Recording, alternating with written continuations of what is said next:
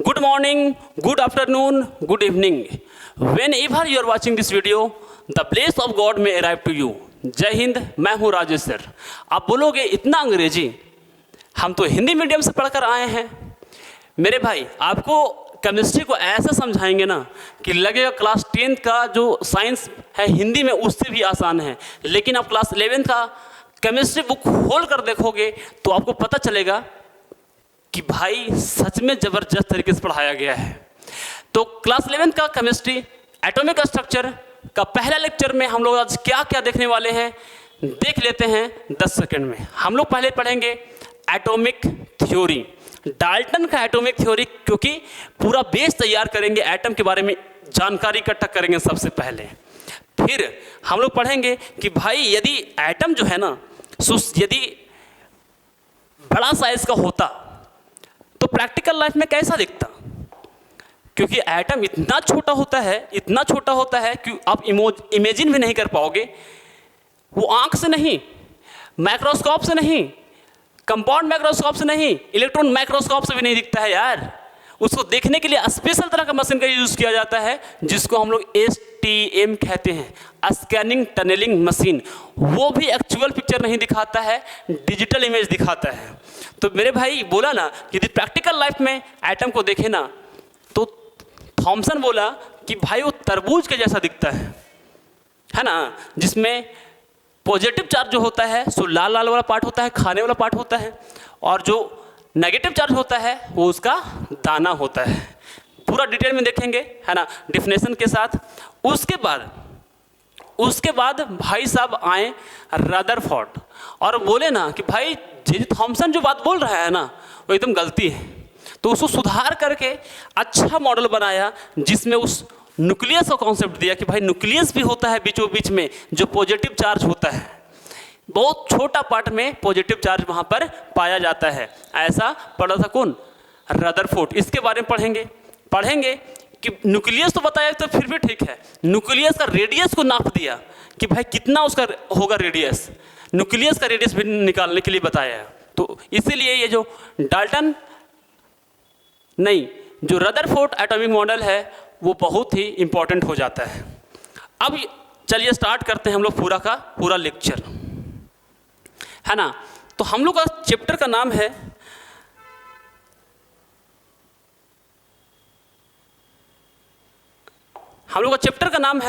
Atomic structure. Atomic structure मेरे भाई कोई भी चैप्टर को पढ़ने से पहले उस चैप्टर का हेडिंग को आप समझिए, क्योंकि उसी हेडिंग में पूरा चैप्टर का सार छुपा हुआ रहता है, ठीक है ना। तो एटॉमिक मतलब रिलेटेड टू एटम, परमाणु।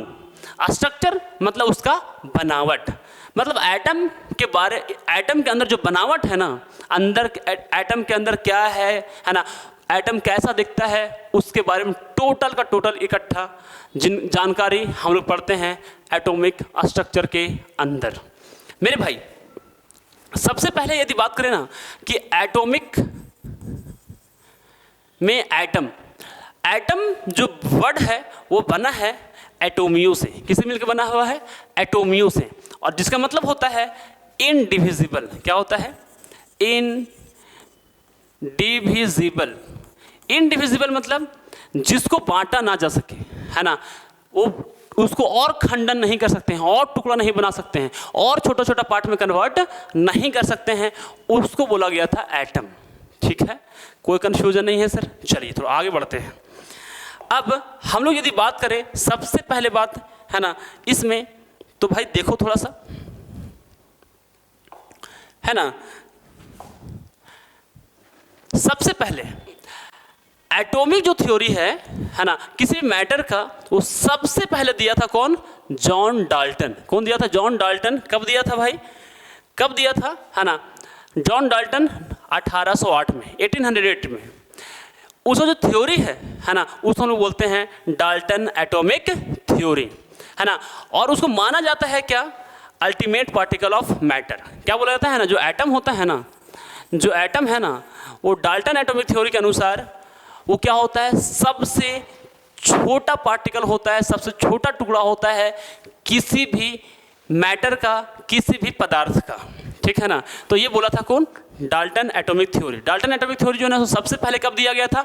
1808 में दिया गया था। और ये बोलता है कि भाई जो एटम होता है ना वो क्या होता है? अल्टीमेट, मतलब सबसे छोटा, सबसे अंतिम वाला कोई छोटा पार्ट है किसी भी मैटर का, उसको हम लोग बोलते हैं एटम। आगे बात करें तो भाई थोड़ा सा ना एटॉमिक मॉडल, एटॉमिक मॉडल मतलब हम लोग पढ़ेंगे आज एटॉमिक मॉडल। एटम का प्रैक्टिकल लाइफ में यदि एटम बड़ा साइज का होता तो कैसा दिखता? तो बोला ना कि it is the visual representation, कैसा दिखता है उसको रिप्रेजेंट करते हैं, है ना, स्ट्रक्चर ऑफ एटम का। एटम के स्ट्रक्चर कैसा दिखता है उसके बारे में पढ़ेंगे, जो describe the how subatomic particles arrange themselves in 3D space within the atom. Atom के अंदर, एटम के अंदर, एटम यदि एक एटम को 3D शेप में लिया जाए, है ना, तो उसके अंदर जो सब एटॉमिक पार्टिकल होता है, इलेक्ट्रॉन होता है, प्रोटॉन होता है, न्यूट्रॉन होता है, वो कैसा दिखता है उसके बारे में हम लोग पढ़ते हैं किसमें? एटॉमिक मॉडल में। यानी कि थॉमसन मॉडल, जो रदरफोर्ड मॉडल है, और भी तरह का जो मॉडल है अभी पढ़ेंगे आप लोगों को, ये कहलाता है एटॉमिक मॉडल। क्या बोले ना एक लाइन में कि एटॉमिक मॉडल क्या होता है, तो कैसा एटम दिखता है प्रैक्टिकल लाइफ में, उसको कैसे रिप्रेजेंट कर सकते हैं, उस रिप्रेजेंटेशन को बोलते हैं हम लोग एटॉमिक मॉडल, ठीक है ना। अब चलते हैं टोटल का टोटल एटॉमिक मॉडल की तरफ। सबसे पहले आया था थॉमसन मॉडल। क्या आया था? Thompson model. और थॉमसन मॉडल के बारे में पढ़ेंगे, उसके बाद रदरफोर्ड मॉडल के बारे में पढ़ेंगे, उसके बाद रदरफोर्ड जो मॉडल है उसके बाद हम लोग पढ़ेंगे, है ना, बोर मॉडल को पढ़ेंगे, है ना, बहुत ही इंपॉर्टेंट और सबसे ज़्यादा अभी तक स्वीकार किया जाने वाला, पूरा दुनिया में एक्सेप्ट किया जाने वाला वेव मैकेनिकल मॉडल, यानी कि क्वांटम, है ना, नंबर पर जो बेस्ड वेव मैकेनिकल मॉडल है, उसके बारे में ज़बरदस्त तरीके से इसी चैप्टर में पढ़ना है। तो कुल मिलाकर के 4 एटॉमिक मॉडल दिया गया था, है ना। सबसे पहले कौन दिया था, है ना, थॉमसन मॉडल। उसमें कुछ गलतियां था, उसको सुधारा रदरफोर्ड। रदरफोर्ड जो मॉडल है उसमें भी कुछ गलतियां था, उसको सुधारा बोर मॉडल। और सबसे अच्छा, सबसे बेहतरीन जो पूरा दुनिया में एक्सेप्ट किया जाता है ना, वो है वेव मैकेनिकल मॉडल, जो क्वांटम नंबर पर बेस्ड है, उसको पढ़ेंगे इस चैप्टर में, ठीक है। तो चलिए सबसे पहले स्टार्ट करते हैं हम लोग किससे, है ना, Thompson model of atom. Thompson model of atom, तो बोला ना कि थॉमसन मॉडल ऑफ एटम के अनुसार जो एटम है ना, वो पॉजिटिवली चार्ज स्फीयर होता है। एटम क्या होता है? पॉजिटिवली चार्ज स्फीयर रहता है, और जिसमें जो इलेक्ट्रॉन होता है ना, उसमें इम्बेडेड होता है, घुसा हुआ होता है। और जो मास रहता है एटम का, है ना, वो एटम में, पूरा एटम में चारों तरफ फैला हुआ होता है, चारों तरफ डिस्ट्रीब्यूटेड होता है। क्या बोला ना कि एटम जो होता है ना, एटम, ये मान लो कोई एक एटम है, तो उसमें जो पॉजिटिवली चार्ज का ये स्फीयर होता है, इसमें जो पॉजिटिव चार्ज रहता है पूरा चारों तरफ फैला हुआ रहता है ना, ऐसा बोला। और बोला कि इसी में इलेक्ट्रॉन जो रहता है ना, वो इम्बेडेड रहता है। इलेक्ट्रॉन क्या रहता है? इसमें इम्बेडेड रहता है। अब इसको 3D स्ट्रक्चर को देखते हैं, तब हम लोग को ज़्यादा बेहतर तरीके से इसके मॉडल के बारे में समझ में आएगा। तो भाई ऐसा कि यदि पूरा ओवरऑल मान ले कि ये जो है ना सो एक एटम है, तो जो पॉजिटिव चार्ज है ना, जो पॉजिटिव चार्ज है वो क्या रहता है? पूरा चारों तरफ फैला हुआ है, पूरा एटम फैला हुआ है। और जो नेगेटिव चार्ज है ना, पॉजिटिव चार्ज मतलब प्रोटॉन फैला हुआ है, उसमें खोज नहीं किया गया था प्रोटॉन को, है ना, इसीलिए जो है ना सो सिर्फ पॉजिटिव चार्ज बोला गया है। और जो नेगेटिव चार्ज है वो क्या होता है? उसमें एम्बेडेड होता है, उसमें घुसा हुआ होता है, उसके अंदर, है ना, कहीं कहीं पर पाया जाता है, ठीक है ना। ये पूरा किसका है? प्रोटॉन का स्फीयर है। प्रोटॉन का स्फीयर यानी पॉजिटिव चार्ज का स्फीयर है, उसमें इलेक्ट्रॉन कहीं कहीं पर घुसा हुआ रहता है, ऐसा बताया।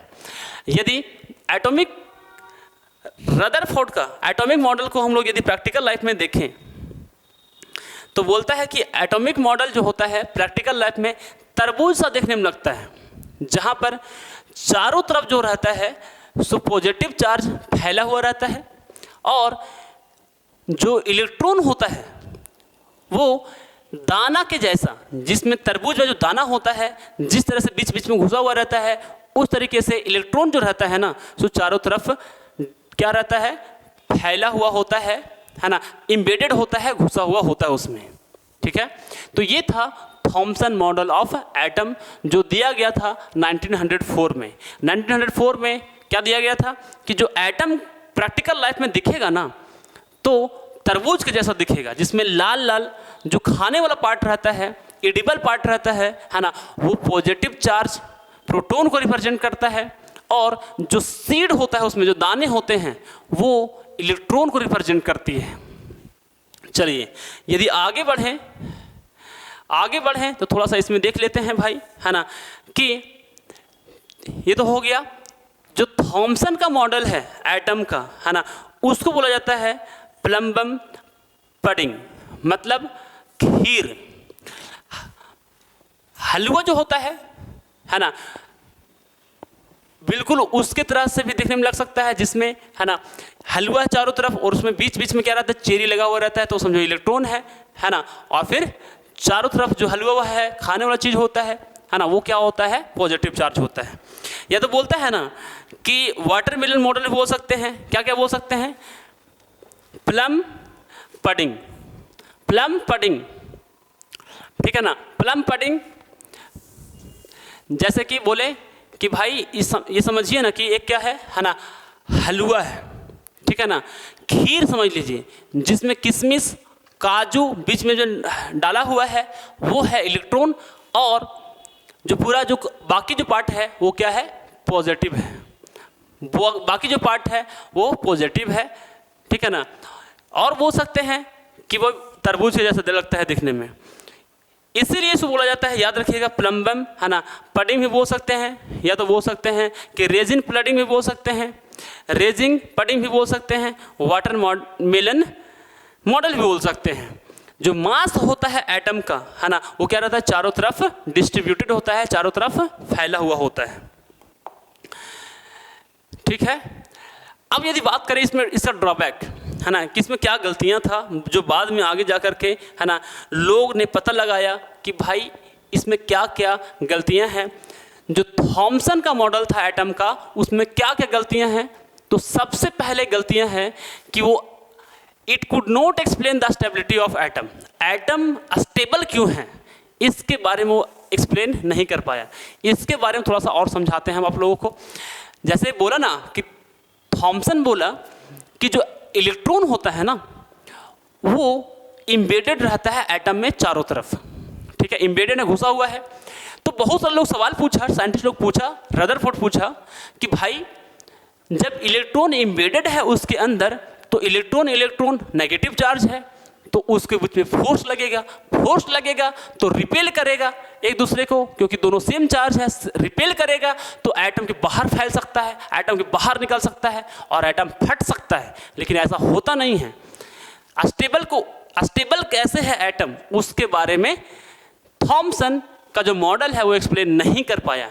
इसीलिए पहला ड्रॉबैक इसका आता है कि वो स्टेबिलिटी को एक्सप्लेन नहीं किया थॉमसन का मॉडल। दूसरा, ये स्टैटिक मॉडल है। स्टैटिक मतलब सब चीज़ स्थिर को बता दिया, भाई पॉजिटिव चार्ज चारों तरफ फैला हुआ रहता है, इलेक्ट्रॉन बीच में घुसा हुआ रहता है, सब स्थिर है। लेकिन ऐसा होता नहीं। हम लोग जानते हैं कि इलेक्ट्रॉन क्या करता है, अपना फिक्स ऑर्बिट में रोटेट करते हुए रहता है, रेवोल्यूशन करते रहता है। ठीक है, आगे ऐसा माना जाता है कि मास जो होता है ना एटम का, ठीक है ना, वो इवनली डिस्ट्रीब्यूटेड होता है ना एटम में। यही सबसे बड़ी गलती है, ये सबसे बड़ी गलती है। तीसरा नंबर गलती कि भाई बोला ना थॉमसन का मॉडल कि मास जो रहता है पॉजिटिव चार्ज यानी कि मास जो एटम का है ना, वो चारों तरफ होता है, यानी कि इलेक्ट्रॉन मतलब पूरा ये एटम है, तो सब मिला करके जो पॉजिटिव चार्ज है चारों तरफ फैला हुआ है ना, इसका मास, ये सबसे बड़ी गलती है। इलेक्ट्रॉन का जो मास होता है वो नेग्लिजिबल होता है, तो ओवरऑल बच गया है ना प्रोटॉन, जो बाद में खोज किया गया था जिसका न्यूट्रॉन, तो प्रोटॉन और न्यूट्रॉन हो गया। तो ऐसा पता चला कि पूरा एटम का जो मास रहता है ना चारों तरफ फैला हुआ नहीं रहता है, सेंटर में एकदम बीचों बीच में न्यूक्लियस में एटम का टोटल मास कन्फाइंड रहता है, छोटे से भाग में पाया जाता है, क्योंकि इलेक्ट्रॉन का मास जो होता है ना तो नेग्लिजिबल होता है, ना के बराबर रहता है, जो इलेक्ट्रॉन अलग अलग ऑर्बिट में घूमता हुआ रहता है। और एटम का जो मैक्सिमम पार्ट रहता है वो खाली रहता है। तो इस हिसाब से बोला कि भाई ये जो मॉडल है उसमें कुछ ना कुछ तो गलतियां हैं। बाद में जब अलग अलग डिस्कवरी किया गया, अलग अलग एक्सपेरिमेंट किया गया, उसके अनुसार इसमें गलती पाया गया। ठीक है, चलो भाई, तो 3 तो गलती समझ में आ गया। अब चलते हैं हम लोग आगे थोड़ा, है ना। अब हम लोग पढ़ लेते हैं कि रदरफोर्ड एटॉमिक मॉडल। भाई रदरफोर्ड का जो कहानी है ना, वो बहुत ही ज़बरदस्त है। रदरफोर्ड है ना एटॉमिक मॉडल, उसमें रदरफोर्ड जो है ना अल्फा स्कैटरिंग एक्सपेरिमेंट किया। रदरफोर्ड एटम के बारे में सही सही जानकारी इकट्ठा करने के लिए एक एक्सपेरिमेंट किया, और उस एक्सपेरिमेंट के हिसाब से बोला है ना, कुछ ऐसी बात इमेजिन करके बातें नहीं बोला, जो फैक्ट है वही बात बोला कि ऐसा हो रहा है तो क्यों हो रहा है। ठीक है ना। तो ये है हमारा भाई साहब है ना अर्नेस्ट रदरफोर्ड, है ना। वो कौन सा एक्सपेरिमेंट किया था, उसका एक्सपेरिमेंट जिसके बेसिस पर वो अपना मॉडल का नाम दिया है ना, वो था रदरफोर्ड अल्फा स्कैटरिंग एक्सपेरिमेंट। चलिए उसके बारे में पहले समझ लेते हैं। रदरफोर्ड अल्फा स्कैटरिंग एक्सपेरिमेंट के लिए क्या क्या जरूरी है ना। तो बोला ना कि रदरफोर्ड और उसका स्टूडेंट्स, नाम था कौन, हंस जीजर और अर्नेस्ट मार्सडेन। ठीक है ना। कौन कौन, उसका 2 स्टूडेंट कौन कौन था, हंस जीजर और फिर अर्नेस्ट मार्सडेन। तो दोनों स्टूडेंट और टीचर मिल करके एक एक्सपेरिमेंट किया है ना, उसका नाम था अल्फा स्कैटरिंग एक्सपेरिमेंट। इसलिए एक्सपेरिमेंट किया गया था ताकि ये जान सके कि एटम का जो स्ट्रक्चर होता है वो कैसा होता है। ठीक है ना। अब हम चलते हैं उसके एक्सपेरिमेंट को सेटअप के लिए। चलो भाई, तो बोला ना कि सबसे पहले क्या किया गया, stream of high energy alpha particle का एक धारा, जहां से अल्फा जो पार्टिकल है वहां से निकल सकता है, वो पहले लिया गया। कहां से, रेडियो एक्टिव सोर्स से। कुछ रेडियो एक्टिव एलिमेंट होता है, वहां से क्या होता है, रेडियो एक्टिव जो एलिमेंट होता है उससे निकलता है क्या, अल्फा पार्टिकल निकलता है, हाई एनर्जी वाला अल्फा पार्टिकल निकलता है। तो वहां क्या लिया, रेडियो एक्टिव सोर्स लिया। रेडियो एक्टिव सोर्स से, है ना, रेडियो एक्टिव सोर्स से हाई एनर्जी अल्फा पार्टिकल का स्ट्रीम को तैयार किया, जो directed at the very thin gold foil. जो उसका जो धारा निकल रहा था वो जहाँ कहाँ पर जाके पड़ रहा था, गोल्ड फॉइल था, एक गोल्ड का, सोना का एक बहुत पतला शीट था, उसके ऊपर जाकर के पड़ रहा था, उसके ऊपर जाकर के गिर रहा था। तो ये पहला है ना सेटअप था कि भाई बोला ना कि लिया गया रेडियो एक्टिव सोर्स, जहाँ से हाई एनर्जी अल्फा पार्टिकल निकलेगा और गोल्ड का जो फॉइल है उससे जाके टकराएगा। तो ये पहला सेटअप हो गया, है ना। फिर बोला ना कि जो अल्फा पार्टिकल है, ठीक है ना, अल्फा पार्टिकल के बारे में थोड़ा जान लेते हैं। अल्फा पार्टिकल आप नहीं समझ रहे होंगे, समझ लीजिए कि हीलियम है। क्या है, हीलियम, है ना। हीलियम में क्या होता है, उसका एटॉमिक नंबर होता है 2 और मास नंबर होता है 4। उसमें से 2 इलेक्ट्रॉन को निकाल देंगे तो क्या बन जाएगा, He2+ बन जाएगा। 2 इलेक्ट्रॉन को निकाल देंगे तो 2 इलेक्ट्रॉन कम हो गया, यानी 2 पॉजिटिव चार्ज हो गया, 2 पॉजिटिव चार्ज हो जाता है ना, He2+। इसी को बोला जाता है अल्फा पार्टिकल। He2+ को ही बोला जाता है अल्फा पार्टिकल। यदि तो आपसे पूछा जाए कि अल्फा पार्टिकल क्या होता है, तो बोलना कि जब हीलियम एटम होता है उसमें से 2 इलेक्ट्रॉन को निकाल देते हैं तो He2+ बन जाता है। क्या बन जाता है? He2+ बन जाता है। उसी को हम लोग कहते हैं अल्फा पार्टिकल, यानी कि अल्फा पार्टिकल में 2 पॉजिटिव चार्ज होता है, 2 यूनिट पॉजिटिव चार्ज होता है। चलिए अब थोड़ा सा इसके बारे में थोड़ा सा और जान लेते हैं, बहुत सारी बातें, ठीक है ना। अब the gold foil had a circular fluorescent zinc sulphide screen.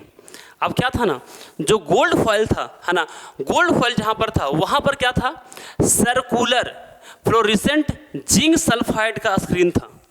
जहां गोल्ड फॉइल था वही उसी के पास, उसी में क्या था, है ना, फ्लोरेसेंट जिंक सल्फाइड लगा हुआ था। फ्लोरेसेंट जिंक सल्फाइड का स्क्रीन लगा हुआ था। फ्लोरेसेंट जिंक सल्फाइड का स्क्रीन लगा हुआ था। जब अल्फा पार्टिकल उसे पड़ता था उसके ऊपर तो क्या करता था? वो वहां से लाइट उत्पन्न करता था, चिंगारी निकलता था, ठीक है ना। ऐसा कुछ सेटअप किया गया था। क्या बोले ना, फिर से सुनिएगा ध्यान से, क्या बोले ना कि भाई सबसे पहले रेडियो एक्टिव सोर्स लिया गया, उससे क्या निकल रहा है? अल्फा पार्टिकल निकल रहा है और गोल्ड फॉइल के ऊपर जाकर के टकरा रहा है। अब गोल्ड फॉइल के ऊपर जो है ना, सो फ्लोरेसेंट जिंक सल्फाइड का स्क्रीन लगा दिया गया है उसके गोल्ड फॉइल के ऊपर। अब जब भी उसके ऊपर टकराएगा अल्फा पार्टिकल तो चिंगारी सा निकलेगा, है ना, कुछ जलने का सेंस आएगा, चिंगारी निकलेगा, कुछ लाइट उत्पन्न होगा, ठीक है। इतना तो समझ में आ गया सेटअप।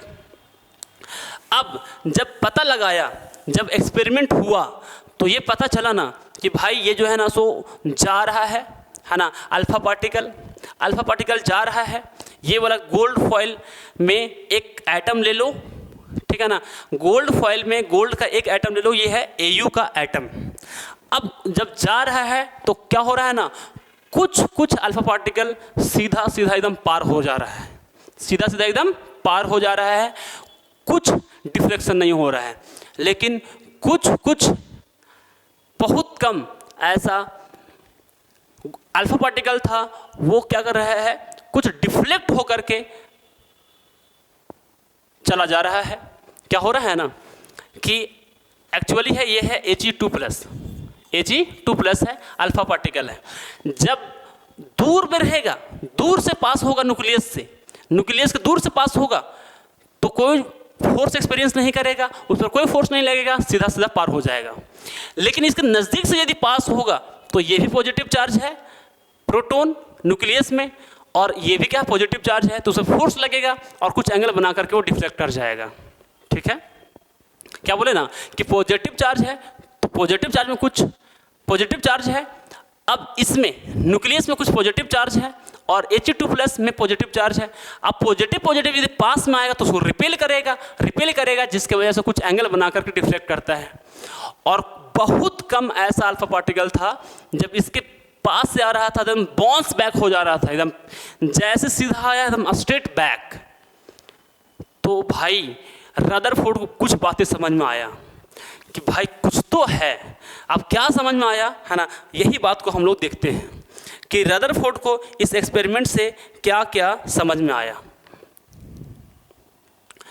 ठीक है ना। तो भाई क्या क्या समझ में आया, हम देखो बोला कि इससे ये समझ में आया कि अधिकतर जो अल्फा पार्टिकल है लगभग 99.9%, है ना, एकदम सीधा जाकर क्या हो गया, पास हो गया, है ना, नो डिफ्लेक्शन, कोई डिफ्लेक्शन नहीं हुआ और सीधा पास हो गया। इसका मतलब ये हुआ कि there must be very large empty space within the atom. Atom के अंदर बहुत ज़्यादा भाग जो है ना वो खाली है, ठीक है ना, पास हो जा रहा है सीधा, मतलब बहुत ज़्यादा बात क्या है, खाली है। 99.9% जो अल्फा पार्टिकल था सीधा पास हो गया, डिफ्लेक्शन किया ही नहीं। इससे ये समझ आता है कि अधिकतर पार्ट जो है ना वो खाली है।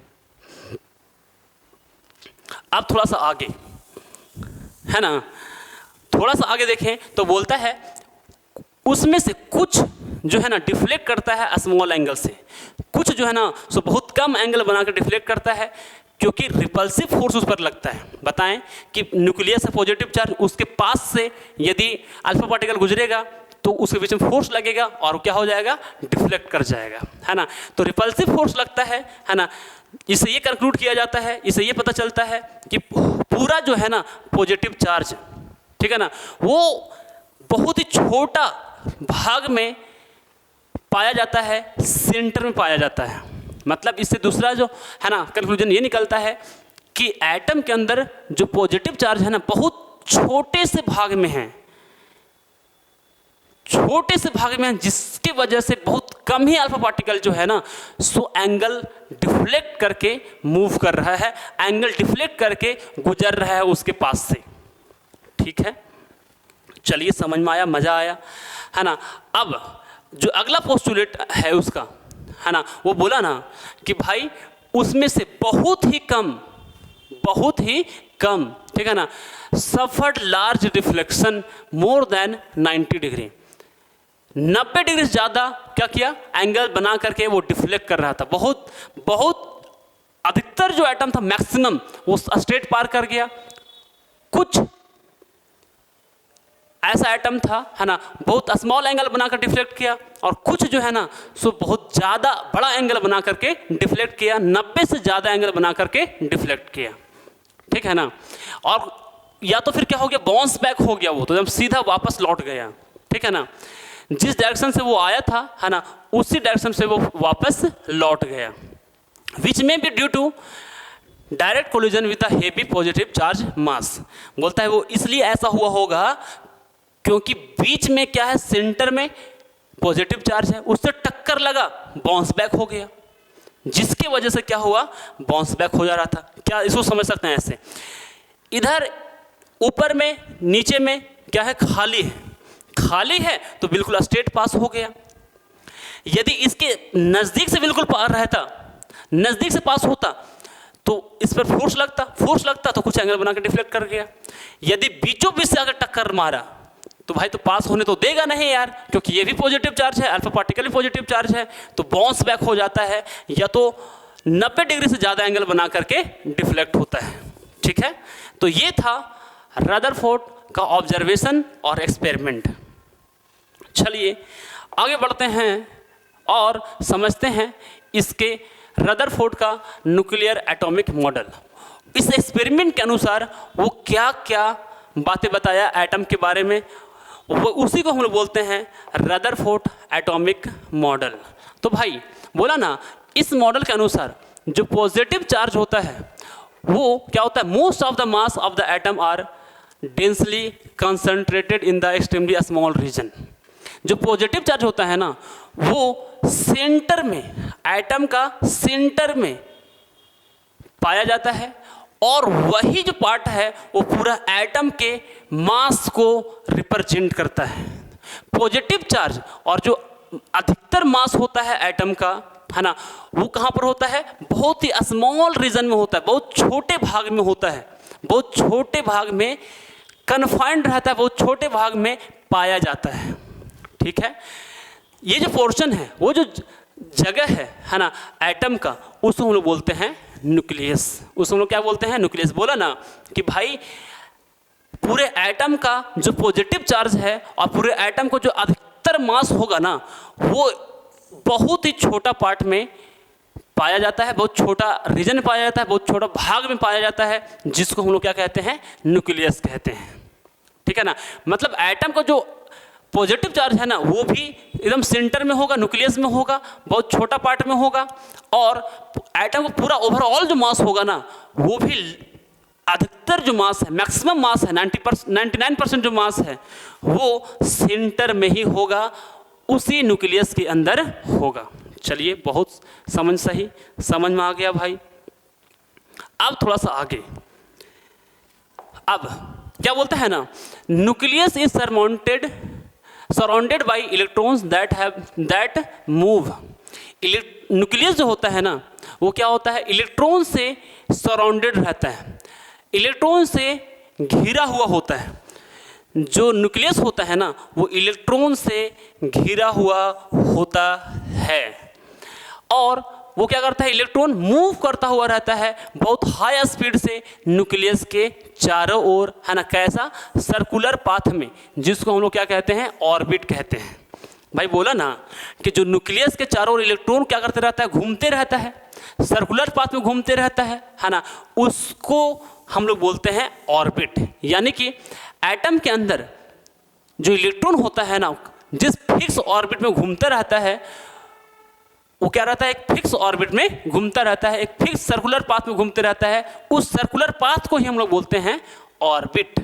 चलो ठीक है भाई, समझ आया। इलेक्ट्रॉन है और जो न्यूक्लियस है ना, वो एक दूसरे से जुड़ा हुआ रहता है ना, इलेक्ट्रोस्टैटिक फोर्स ऑफ अट्रैक्शन से। ये इलेक्ट्रॉन है ना, क्या है, इलेक्ट्रॉन है और ये है न्यूक्लियस। इन लोग दोनों के बीच में जो फोर्स लगता है, एक दूसरे को जो बांधा हुआ है, जोड़ा हुआ है ना, उस फोर्स को, उन लोग दोनों के बीच में फोर्स लग रहा है, उसको हम लोग बोलते हैं इलेक्ट्रोस्टैटिक फोर्स। क्या बोलते हैं, इलेक्ट्रोस्टैटिक फोर्स। अरे भाई क्या बोले ना कि भाई इलेक्ट्रॉन है, बाहर अपना फिक्स ऑर्बिट में घूम रहा है और बीच में है पॉजिटिव चार्ज प्रोटॉन, या तो हो सकता है न्यूक्लियस। अब उन लोग दोनों के बीच में क्या लग रहा है, एक फोर्स लग रहा है ना, जिसके वजह से जो न्यूक्लियस है ना, उसको, जो इलेक्ट्रॉन है उसको एक तरह से समझो कि होल्ड किए हुए है, पकड़े हुए हैं, उसको बाहर नहीं जाने दे रहा है, एक फिक्स ऑर्बिट में उसको घूमने के लिए मजबूर कर रहा है।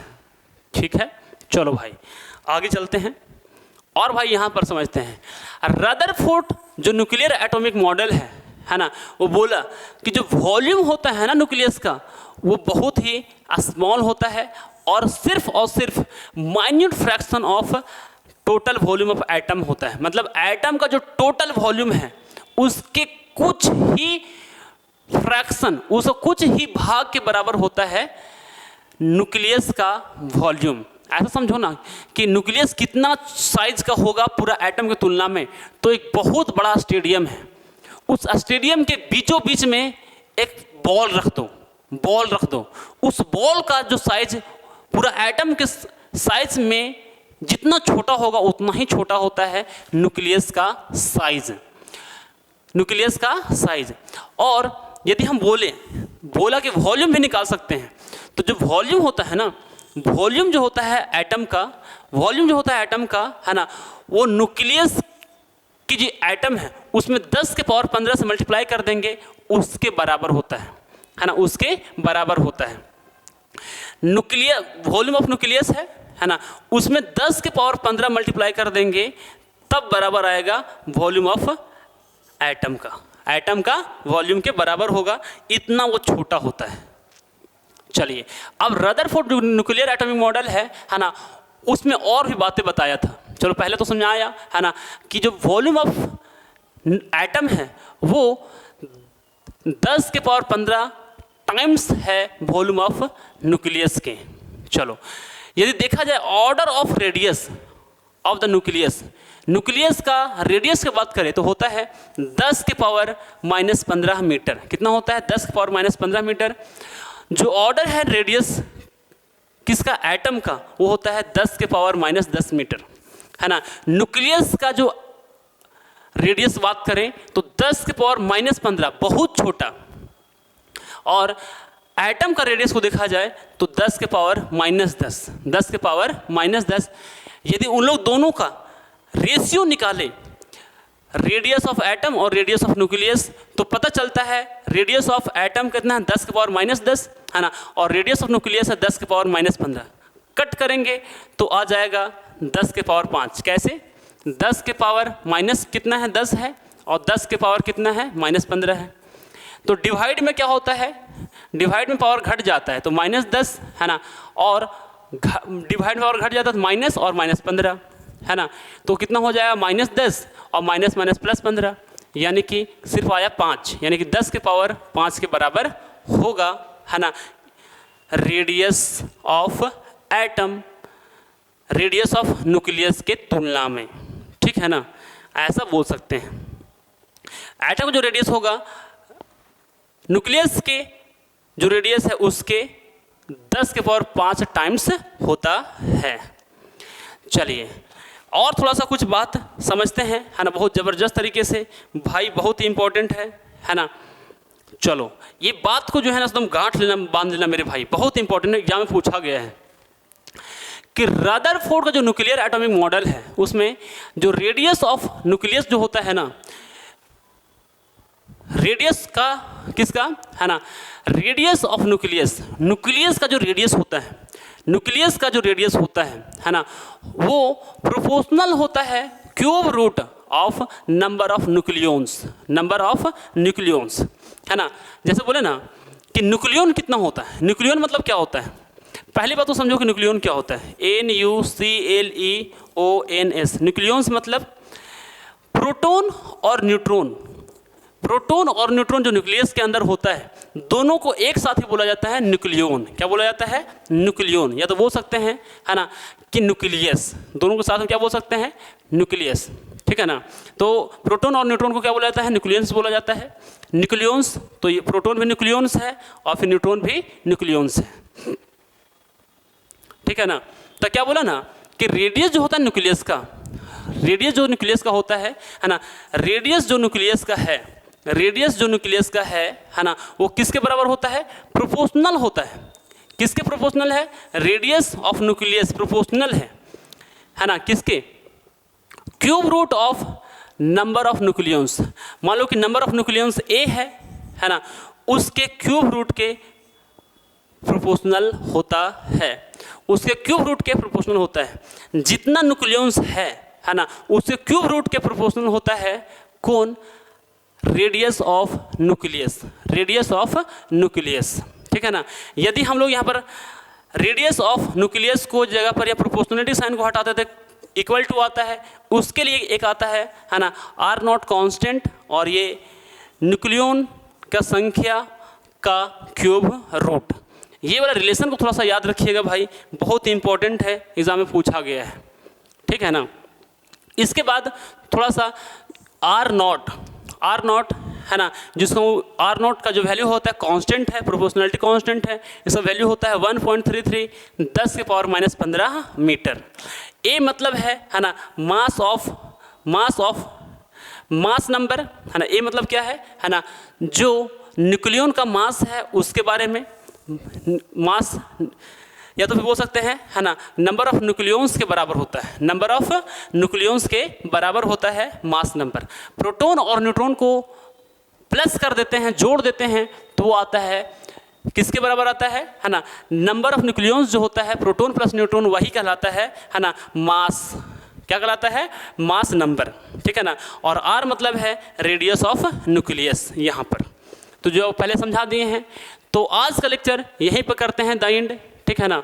लेकिन उससे पहले रदरफोर्ड जो है उसका हम लोग एटॉमिक मॉडल का ड्रॉबैक नहीं पढ़े तो फिर क्या पढ़े, उसका हम लोग ड्रॉबैक नहीं पढ़े तो भाई क्या पढ़े फिर, है ना।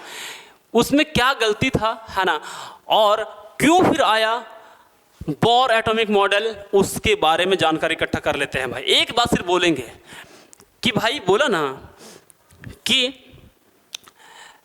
अकॉर्डिंग टू मैक्सवेल, एक मैक्सवेल है ना, मैक्सवेल नाम का एक फिजिस्ट था, है ना, वो बोला ना कि इलेक्ट्रॉन जो है ना सो एनर्जी लॉस करता है ना, in the form of electromagnetic radiation, electromagnetic radiation के रूप में, है ना, एज रिजल्ट। बोलता है ना कि मैक्सवेल बोला था कि इलेक्ट्रॉन जो होता है, इलेक्ट्रॉन जो होता है ना, जब वो घूमता है, क्या करता है, मूव करता है ना, कंटिन्यूसली मूव करता है, तो जब मूव करता है ना तो एनर्जी रेडिएट करता है, एनर्जी रिलीज करता है एक इलेक्ट्रोमैग्नेटिक रेडिएशन के रूप में। रेडिएशन के रूप में एनर्जी को क्या करता है, रिलीज करता है, एनर्जी को रिलीज करता है, जिसके वजह से, है ना, वो इलेक्ट्रॉन को, जो इलेक्ट्रॉन होता है है ना, वो क्या करता है, एनर्जी को क्या करता है, लॉस कर देता है। एनर्जी को क्या करना चाहिए, लॉस करना चाहिए। इलेक्ट्रॉन है भी मूव किया, एनर्जी रिलीज हुआ, इलेक्ट्रोमैग्नेटिक रेडिएशन के रूप में एनर्जी रिलीज हो गया, है ना। तो एनर्जी क्या हो रहा है उसके बाद धीरे धीरे कम हो रहा है ना। मूव द क्लोजर, क्या होगा ना, अभी यहाँ पर इलेक्ट्रॉन है उसमें ज़्यादा एनर्जी है, एक बार घूमेगा एनर्जी कम हो जाएगा, एनर्जी कम हो जाएगा तो यही रास्ता नहीं घूमेगा, थोड़ा सा छोटा रास्ता अपना लेगा, थोड़ा सा अंदर आ जाएगा, पहले ऐसा घूम रहा था, एक बार घूमा, जैसे जैसे घूमेगा है ना, एनर्जी कम होता जाएगा और फिर वो न्यूक्लियस के नज़दीक आता जाएगा। क्योंकि ये होता है ना भाई, ज़्यादा एनर्जी रहेगा तो ज़्यादा लंबा रास्ता में कवर कर सकता है, एनर्जी कम हो जाएगा थोड़ा सा और छोटा रास्ता घूमना स्टार्ट कर देगा, और कम हो जाएगा थोड़ा सा और छोटा रास्ता में घूमना स्टार्ट कर देगा। इस तरीके से उसके पास ज़्यादा एनर्जी था तो इतना बड़ा रास्ता में वो घूम रहा था, एनर्जी कम हुआ थोड़ा सा छोटा रास्ता को अपनाया, और एनर्जी कम हुआ छोटा और रास्ता को अपनाया, छोटा होते होते होते होते मैक्सवेल बोला कि जब एनर्जी उसके पास एक समय ऐसा आएगा कि एनर्जी खत्म हो जाएगा, और जब एनर्जी खत्म हो जाएगा तो न्यूक्लियस में जाकर के डूब जाएगा, और इस तरीके से एटम को कोलैप्स कर जाना चाहिए, है ना, चिपक जाना चाहिए, लेकिन ऐसा होता नहीं है। तो भाई जब एटम के अंदर इलेक्ट्रॉन मूव कर रहा है, इलेक्ट्रॉन क्यों मूव कर रहा है, इसके बारे में जो रदरफोर्ड एटॉमिक मॉडल है वो एक्सप्लेन नहीं किया, जिसके वजह से ये भी मॉडल जो होता है ना, रदरफोर्ड जो एटॉमिक मॉडल है उसको भी कंप्लीट सही नहीं माना जाता है। कहीं ना कहीं इसमें कुछ कमियां है ना। उसी कमियां को दूर करने के लिए आया था बोर मॉडल, जो कि काफ़ी एक्सप्लेनेटरी था, बहुत ही कॉन्सेप्ट का था, बहुत सी लॉजिकल बनाया गया था। तो भाई ये प्रॉब्लम था इसके अंदर। क्या बोला ना, मैक्सवेल बोला ना कि भाई जब इलेक्ट्रॉन मूव करता है ना तो एनर्जी रेडिएट करता है, इलेक्ट्रोमैग्नेटिक रेडिएशन के रूप में एनर्जी रेडिएट करता है। जब एनर्जी रेडिएट करता है तो एनर्जी उसके पास धीरे धीरे कम होता जाएगा, जब कम होता जाएगा तो अपना रास्ता भी छोटा कर लेगा, छोटा करते करते करते स्पाइरल फॉर्म में घूमना स्टार्ट कर देगा। पहले बड़ा रास्ता, फिर छोटा रास्ता, फिर छोटा रास्ता, फिर छोटा रास्ता, फिर छोटा रास्ता, छोटा छोटा होते होते के न्यूक्लियस में जाकर मिल जाएगा। लेकिन न्यूक्लियस में जाकर मिल जाएगा तो एटम ही पूरा कोलैप्स कर जाएगा, धंस जाएगा, लेकिन ऐसा होता नहीं है। तो एटम स्टेबल क्यों है, एटम जो है सो स्टेबल क्यों है, इलेक्ट्रॉन मूव क्यों कर रहा है अपने आप, इसके बारे में एक्सप्लेन नहीं किया, जिसकी वजह से जो मॉडल है, किसका मॉडल, रदरफोर्ड एटॉमिक मॉडल, वो भी कंप्लीट सही नहीं माना जाता है, कुछ ना कुछ उसमें कमियां हैं। तो अगले दिन पढ़ेंगे हम लोग बोर मॉडल ऑफ एटम। आज के लिए इतना ही। जय हिंद, वंदे मातरम, गुड बाय। जाते जाते एक बात, आया था मैं आपसे आपको पढ़ाने के वास्ते, कल फिर मिलेंगे यूं ही हंसते हंसते, जब खुदा ने, भगवान ने, ईश्वर ने आपका आधा घंटा लिखा होगा आपके लिए, आपके वास्ते। जय हिंद।